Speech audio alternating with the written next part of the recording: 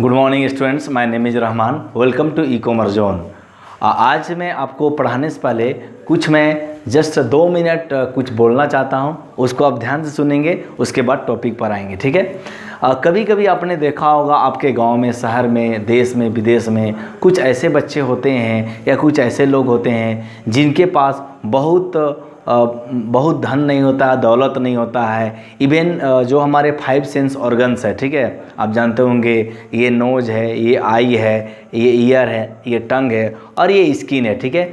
कभी कभी क्या होता है ना, हम लोग we are so lucky to have, हम लोग बहुत लकी हैं कि कम से कम ये सब हमारे पास है। लेकिन कुछ कभी कभी क्या होता है ना, कुछ बच्चे के पास, कुछ लोग के पास, चाहे वो महिलाएं हो या फिर मेल हो या फीमेल हो या चिल्ड्रेन, बच्चे कोई भी हो, ठीक है, कभी कभी नहीं, ये मैक्सिमम आप देख सकते हैं कि 5 सेंस ऑर्गन्स मैंने आपके पास ये नाम रखा, उनमें से क्या होता है, कभी 1 नहीं होता है, कभी 2 नहीं होता है, कभी 3 नहीं होता है। ठीक है। डिस्पाइट इसके बावजूद भी आपने देखा होगा वे लोग बहुत महान काम कर गए। और अंततः आप देखते हैं कि जो एक फिजिकली चैलेंज पर्सन होता है वो बहुत ज़्यादा दुनिया में नाम कमाता है रैदर एक कॉमन पर्सन से। ठीक है। जैसे मैं आपको बता देता हूँ, आपने थॉमस एल्वा एडिसन का तो नाम सुना ही होगा। वो ऊंचा सुनते थे, यानी उनको जल्दी सुनाई नहीं देता था। ठीक है। तो इसी तरह से बहुत सारे, आपने एक और नाम सुना होगा बच्चे, हेलन केलर का। ठीक है। स्टोरी ऑफ माई लाइफ आप CBSE किताब में पढ़ लीजिएगा, स्टोरी ऑफ माई लाइफ में। तो हेलन केलर क्या थी, वो एक USA की, आप जानते होंगे, मेंबर भी थी, सीनेट मेंबर। ठीक है। लेकिन एक्चुअली क्या होता है, वो दोनों आंख से ब्लाइंड थी। सबसे बड़ी बात है कि जो उसके टीचर पढ़ाए वो भी ब्लाइंड, स्टूडेंट भी ब्लाइंड, उसके बाद भी सी became famous personality in this world. वो बहुत बड़ा ऑथर भी बनी और बहुत मतलब मोस्ट नोटेबल एक्टर ऑथरेस भी बनी, जिसके बारे में हम आज जानते हैं। ठीक है। इसी तरह से हमारे बहुत सारे ऐसे कहानी भारत में भी है जो, मान लीजिए, मैं एक छोटा सा उदाहरण देता हूँ। आपने सुधा चंद्रा का नाम सुना होगा। वो प्रोस्थेटिक लेग, यानी वो मतलब बोल सकते हैं कि आर्टिफिशियल लेग लगा करके वो पूरा डांस प्रोग्राम जीती थी, विनर बनी थी। ठीक है।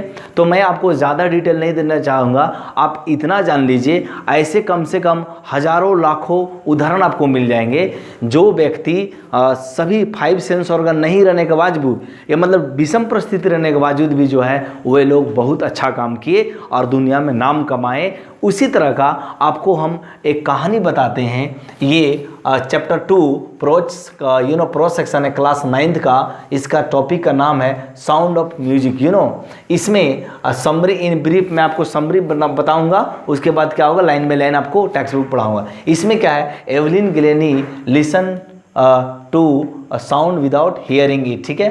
तो एवलिन गिलेनी नाम का एक लड़की है, स्कॉटिश लड़की है। वो जैसे मान लीजिए विदाउट हियरिंग इट, आप मान लीजिए गाना सुनना चाहते हैं, ठीक है, टीवी देख रहे हैं, ठीक है, तो वो तो ऑडियल विजुअल दोनों होता है, तो आप कान से सुनेंगे नहीं तो कैसे सेंस करेंगे, कैसे पता करेंगे। लेकिन उनके पास जो सुनने का शक्ति था, शी वॉज टोटली डेफ, वो मतलब पूरा तरह से बहरी हो गई थी। ठीक है। सुन नहीं सकती थी, उसके बावजूद भी जो है वो एक बहुत अच्छा परकशनिस्ट और बहुत अच्छा जाइलोफोन बजाती थी और मतलब म्यूजिक के दुनिया में जाने माने पर्सनालिटी, हस्ती बन गई। तो कैसे बनती है, आइए हम एक एक करके देखते हैं। बट मैंने आपको कहा it is written by Deborah Cowley. इसके बारे में तो ज़्यादा क्वेश्चंस नहीं पूछे जाएंगे, बट आपको मैं बता देता हूँ। उससे पहले आप काइंडली मेरा ई-कॉमर्स जोन चैनल लाइक करें, सब्सक्राइब करें, शेयर करें और ज़्यादा से ज़्यादा लोगों तक बताएं। ओके, तो चलिए मैं आपको समरी बताता हूँ, उसके बाद लाइन बाय लाइन एक्सप्लेन करूँगा। ठीक है। देखिए, मैं ऐसे ओरल समरी बताऊंगा तो आप ज़्यादा नहीं समझेंगे, इसलिए मैं लिख दिया हूं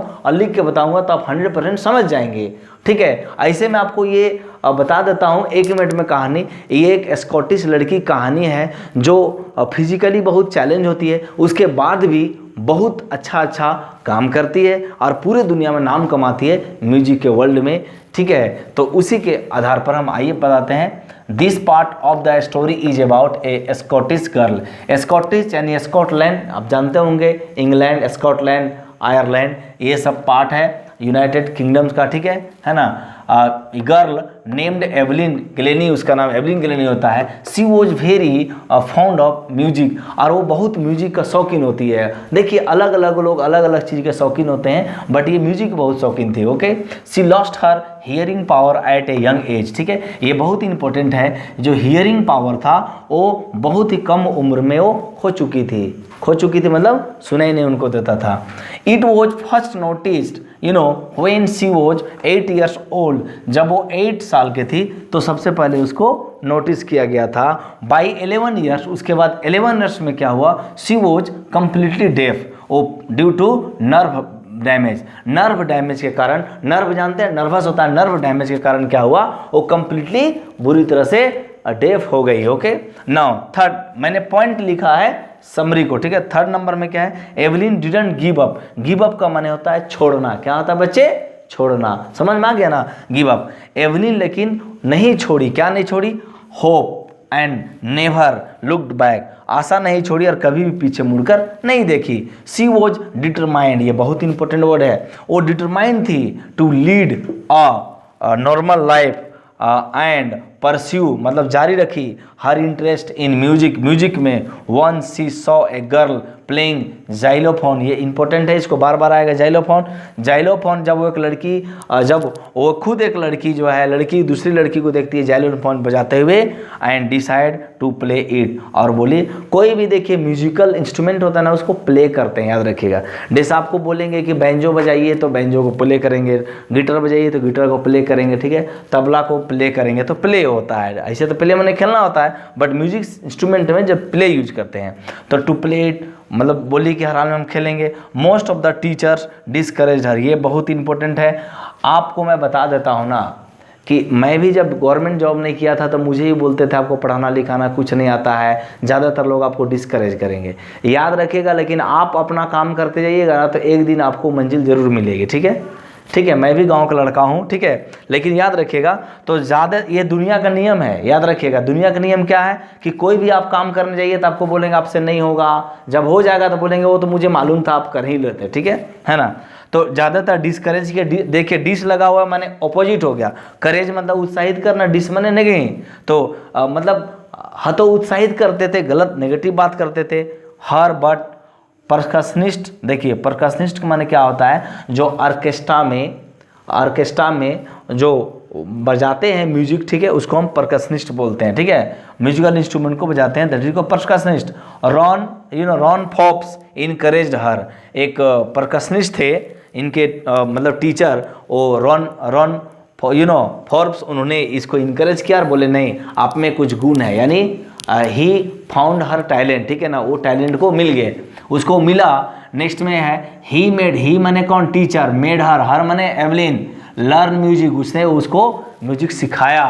by making her feel different notes in body, देखिए नोट्स का मतलब याद रखिएगा, नोट्स का मतलब वो आपका नोट्स नहीं होगा जो हम और आप बोलते हैं ना बच्चे नोट्स लिख लो, नोट्स बना के लाना, नो। नोट्स का मतलब यहाँ पर क्या होगा, जैसे आप कोई म्यूजिक सुनते होंगे बच्चे तो एक पूरा स्टेंजा रहता है, ठीक है, तो वो एक नोट हो गया, दूसरा स्टेंजा दूसरा नोट हो गया, तो इसका मतलब है ना कि म्यूजिक में बहुत सारे नोट्स होते हैं। Getting me my point.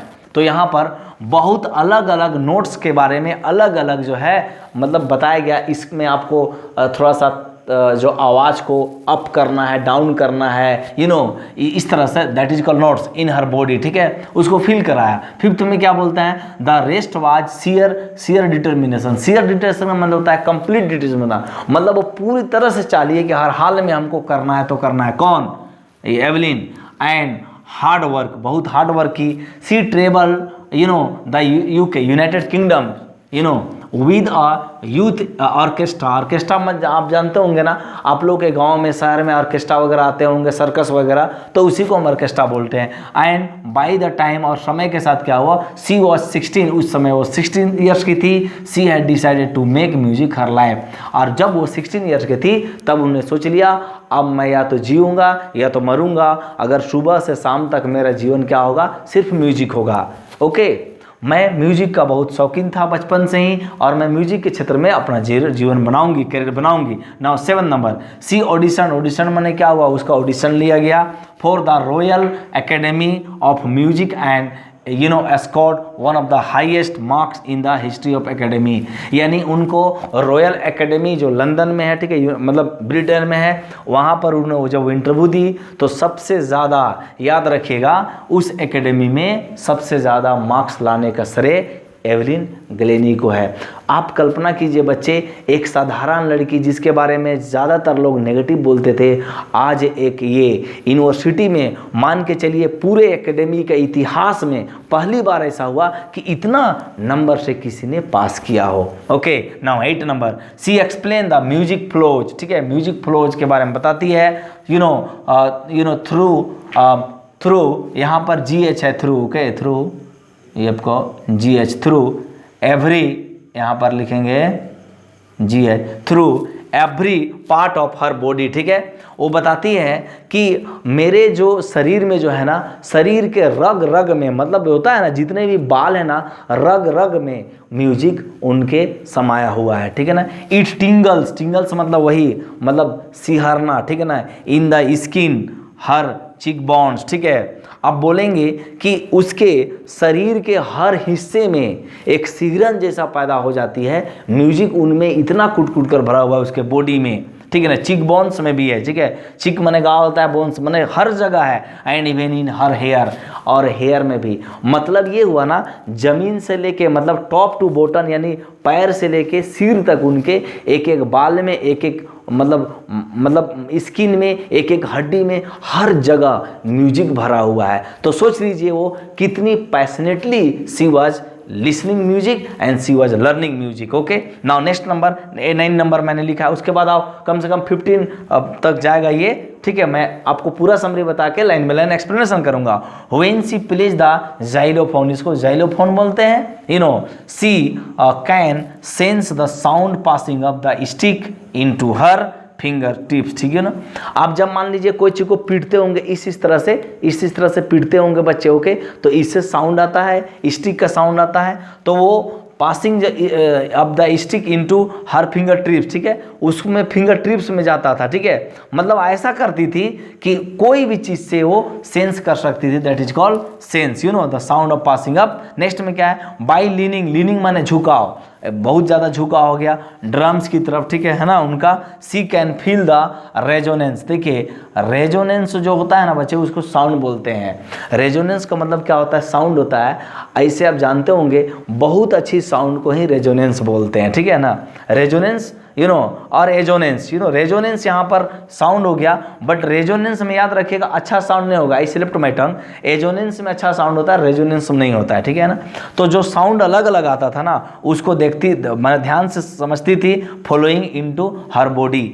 और जितना भी ड्रम का अलग अलग साउंड आता था ना, सब साउंड को वहाँ पर क्या करती थी, अपने बॉडी में एजिमुलेट करती थी। अब नेक्स्ट में आप 10th नंबर में आपको बता रहा हूँ। ओके, बहुत ही अच्छा। नेक्स्ट में क्या है, अब देखेंगे, ऑन ए वुडन प्लेटफॉर्म, ये आपका 10th नंबर का समरी का मैं बता रहा हूँ। On A wooden platform, would का, जो वुड का बना होता है ना, दैट इज कॉल्ड वुडन होता है। ठीक है, जिससे गोल्ड का बना होता है तो गोल्डन बोलता है, सिल्वर का सिल्वरन होता है।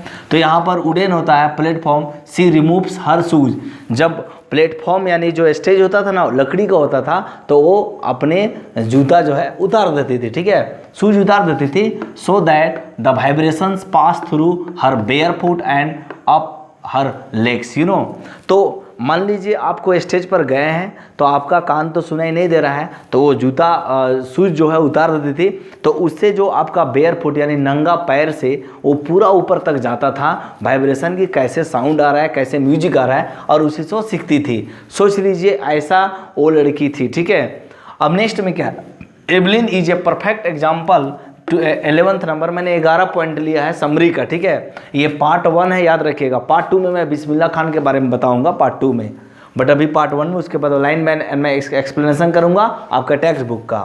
तो नेक्स्ट में क्या, Evelyn is a perfect example that disability, ये बहुत इंपॉर्टेंट वर्ड है। ठीक है ना, disability can not stop a person to achieve if she is determined and works hard toward it. She earned many awards. She had given enormous pleasure to millions. Millions मतलब क्या होता है, और लाखों करोड़ों लोगों को जो है ये उदाहरण दी है। ऐसे आपको लाइफ जीना है। तो आपने देखा कि एक मतलब साधारण लड़की कैसे असाधारण, एक मतलब बोल सकते हैं ordinary girl, how C became extra ordinary girl in this world, कैसे वो बनी है, इसका हम लोग बहुत ही अच्छा एकदम लाइव उदाहरण देखे हैं। आप इसी तरह के बहुत सारे स्टोरीज पढ़ते होंगे बच्चे जो आपको प्रेरित करती है। तो इस कहानी से जनरली हम क्या सीखते हैं कि अगर किसी बच्चे को या कोई पर्सन कोई प्रॉब्लम हो गया है, ठीक है, तो आपको घबराना नहीं है। जितना आपके पास है, हाथ, कान, नाक, मुंह, जो भी आपके पास है,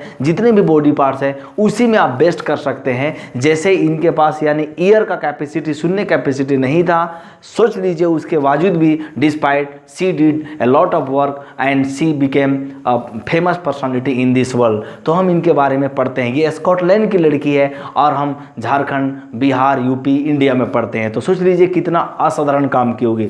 तो मुझे पूरा उम्मीद है कि आपको इसका ये समरी समझ में आया होगा। अब हम आपको line by line next video में पढ़ाएंगे। तब तक के लिए आपसे मैं विदा लेता हूँ। Thank you very much. E commerce zone को लाइक करें, सब्सक्राइब करें और हाँ, अगर पसंद आता है तो आप कमेंट करें। Thank you very much. Have a great day.